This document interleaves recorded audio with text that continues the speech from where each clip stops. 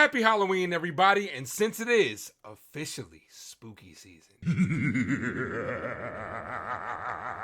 here are my top 5 favorite horror movies. Let's talk about it.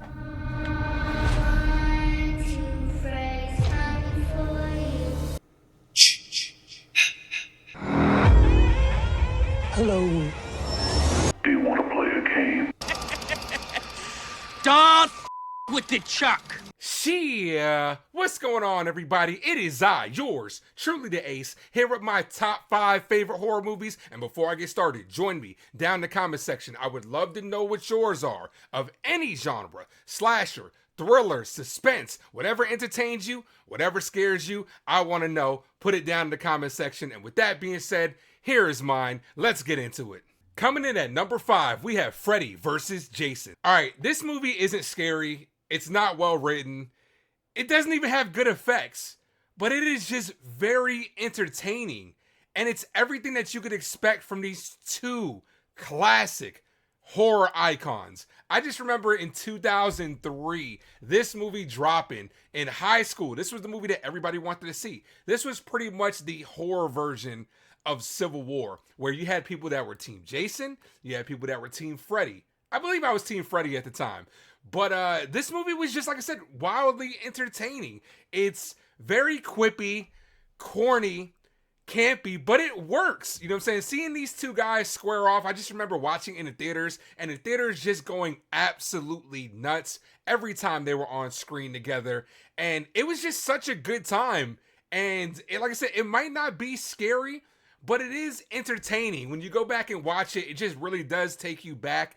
And those fight scenes of them coming together, like I said, made the movie. And then just at the end alone, where Jason walks out of the water holding Freddy's head and Freddy winks, I just remember the theater just erupting. And it was just such a great time. And that's why this one falls at number 5.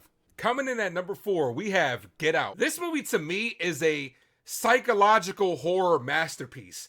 This movie doesn't focus solely on being scary or the overall use of jump scares. Instead, it turns up the dial on just being creepy and a well-written plot. Jordan Peele in his directorial debut absolutely kills this film. The way he's able to leave subtle foreshadowing all throughout this movie to the overall reveal is like a seasoned director in his first film. Now, I'm okay with movies being a little predictable. I'm usually good at guessing where the plot is going, but to me, it's all about the execution. And boy, did Jordan Peele execute with the cinematography, the tone, the suspense, and a great performance by Daniel Kaluuya. He absolutely crushes it in this movie. That one scene with him and Catherine Keener and the sunken place is one of the best scenes in this movie. Dialogue is on point. Like I said, it really makes you feel the moment, and it's very suspenseful. And it's things like that that just make Get Out such a great horror movie. Coming in at number 3, we have It, Chapter 1. All right, this movie is definitely one of my favorites. A remake from the 1990, which is an adaptation from the Stephen King novel in 86. When I found out they were making this, I couldn't wait to see this movie, and it did not disappoint. Another movie that doesn't rely on the overuse of jump scares. As you can see, there's a pattern there, but it really, really turns up the creepy factor. And Pennywise is terrifying. I had to have watched that scene with him and Georgie in the beginning of the movie with the boat about 100 times. Bill Skarsgård puts on a clinic. Here. Take it.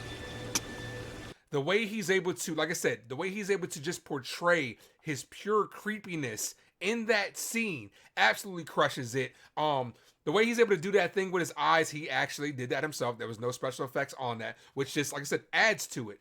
And the overall cast is phenomenal. Like I said, Bill Skarsgård crushes it. All the kids in this movie crush it as well. And this movie, like I said, is just very terrifying. And it was a craze. I remember when it dropped, everybody was Pennywise for Halloween. Very impactful to the pop culture community. I love this movie so much, it's even my text tone. And that's why it definitely easily makes this list. Like, That's what you need from a horror film is don't rely over the overuse of jump scares. You don't have to be you don't have to be super scary. Just have a good plot and just be super creepy. And Bill Skarsgård embodies that in this movie. And the director, Andy Muschietti, absolutely kills this movie. Cinematography, the suspense is there. I watched a lot of behind the scenes about this movie. He kept the kids as far away from Bill Skarsgård as he could. They didn't get to see him in his makeup at all until that one garage scene on the projector. And he captured those kids' reactions and moments and put it in the movie. And it just made for it. You can tell, like, it was really, really good. That was such a good scene. But like I said, overall, this easily goes as one of my top 5 movies. Bill Skarsgård. I still watch this movie to this day. Go back and watch it. I just wish that It Chapter 2 learned from the success of this movie because, you know, same cast, they did a phenomenal job. But in It Chapter 2, what did they do? They relied too much on jump scares, in my opinion. Not enough on Bill Skarsgård. That's where that movie went wrong. But as far as this movie, definitely top 3. Number 2, Child's Play. Okay, full disclosure. As a child, this movie scared the shit out of me. My parents used to use Chucky against me to, you know, either clean up your toys, get rid of your pacifier. They would always be like, if you don't, Chucky's gonna get you. Great job, by the way, Mommy and Titi. But it wasn't until I was an adult that I really got to appreciate this movie. I just love this movie. This movie is a classic. When you think of horror movies, you think of Chucky. Child's Play is one of the best horror movies. Like I said, it's not overly scary. It's just really, really good. Brad Dourif absolutely kills it as the voice of Chucky, especially with that laugh. Very iconic.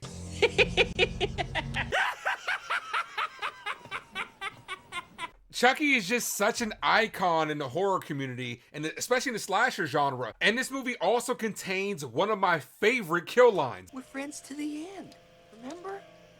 This is the end, friend.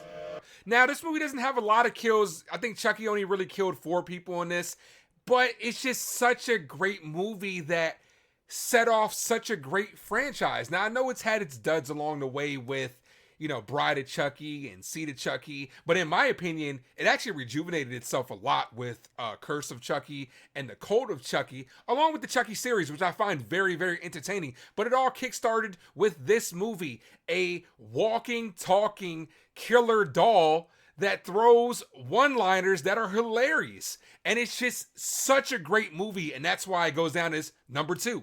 But the top spot goes to John Carpenter's Halloween. A few weeks ago, I asked you guys in my community tab, who do you guys think is my favorite all-time horror villain? 28 of you answered. 57% of you got it correct. It is Michael Myers. Congratulations. Clap it up for yourselves.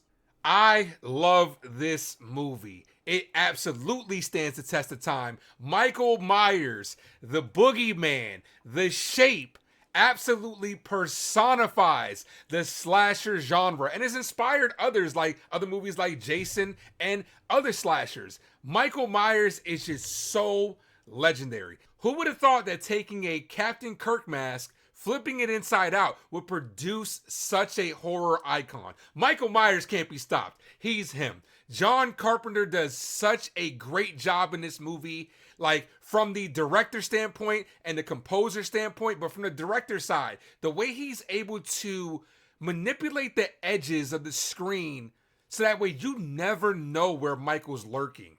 And it just adds on to the suspense the entire time, along with a classic, well-known score that I guarantee you, if you were outside in a dark night and it played, you would be like...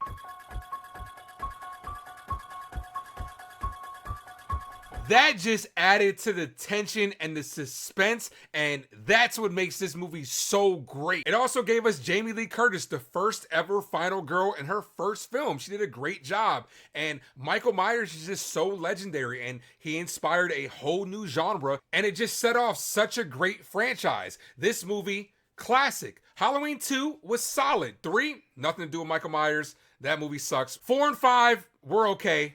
Curse sucked. I enjoyed the Rob Zombie reboots, and I actually enjoyed the remake starting in 2018, except for Halloween Ends. That one sucked, but we don't talk about that one either. But all that kickstarted an entire genre, and the horror community wouldn't be where it is without this movie and Michael Myers. But I appreciate you guys for watching. Make sure you hit that like and subscribe. I'll be doing a lot more top fives just like this. So make sure you ring a ding ding that bell so you'll be notified every time I drop some content. Appreciate you guys. Have a happy Halloween. Be safe out there. And as always, thank you for tuning into the Ace Avenue. I am yours, truly, the Ace. Adios.